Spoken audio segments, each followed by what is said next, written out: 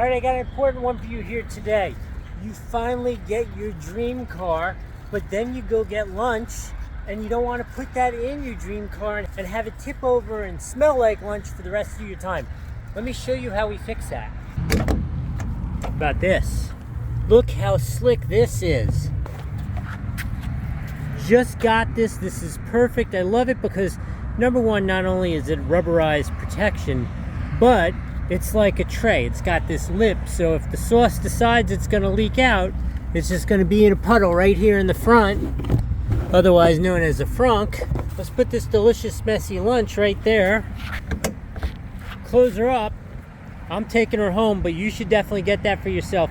There's a link here on the screen or down in the description. Both of them work the same way. Remember to like, subscribe, and if you have any questions, put them in the comments.